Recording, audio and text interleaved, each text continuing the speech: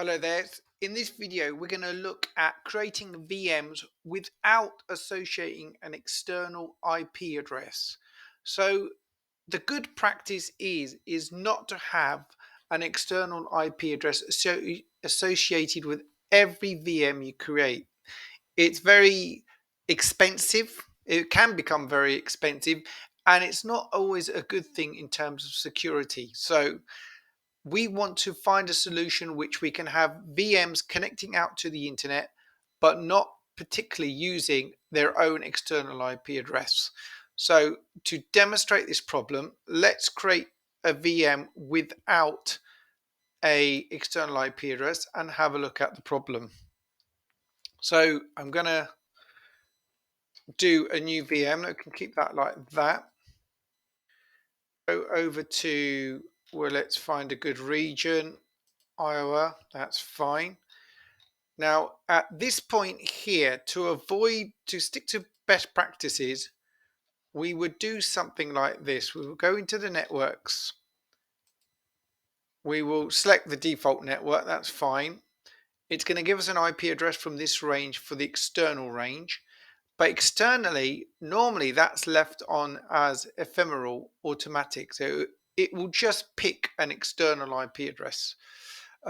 Sorry, at this bit here, it's at ephemeral. So in this case, a good practice is to set it to none.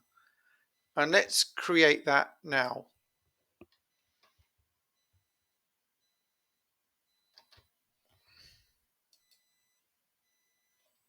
So it's just creating at this moment. And I'm just going to pause the video while it does that.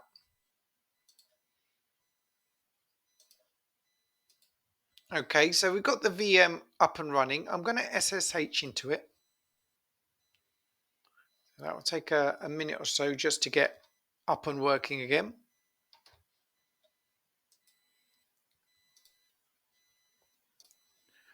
So I'm just going to leave that on. So let's have a look. So I've got my VPN up.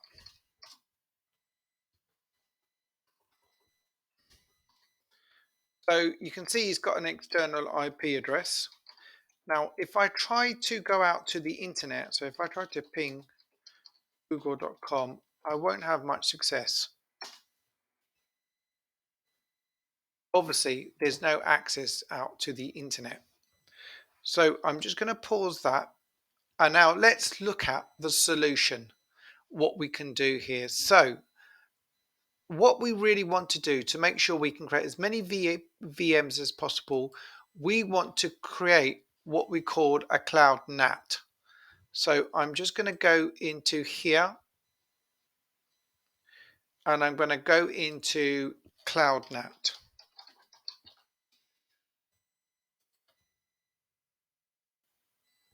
And CloudNet is really useful because, as it states here, it allows your computer engine instances and Kubernetes engine instances, we'll just ignore that for the moment, to access the internet with a shared public IP address. So everything is hidden behind a one universal shared IP address. In that case, we protect all the VMs behind this one IP address so we can't get hacked. And it also works that we can create as many VMs as possible and we can place it behind one IP address, as opposed to having an external IP address for every VM we create. So let's get started.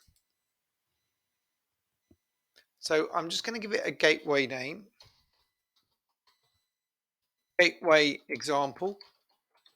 Has to be in lowercase. Change that to the E. I'm going to make it a public type because I'm going out to the internet. And now it's asking me what network. Well, I'm going to use the default one. Now the region I picked is Iowa. That's for my VM. So logically, I'll put it into that one as well. The router, I'm going to have to create a new router. So let's make it router example 1. Router example 1. And we can just leave it like that. Everything else for the primary and secondary ranges for my subnets, I'll leave it as default, and I'm going to go to create. So that's creating at the moment. So while that's creating, let me just give the video a pause.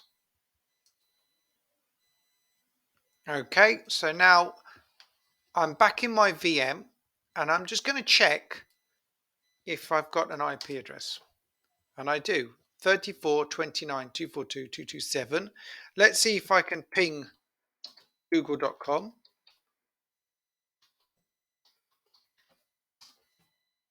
And I can. I'm now getting a response from google.com. I'm going to crash out of that. I'm going to go back in here. So now the IP address this VM is being sent behind is 3429.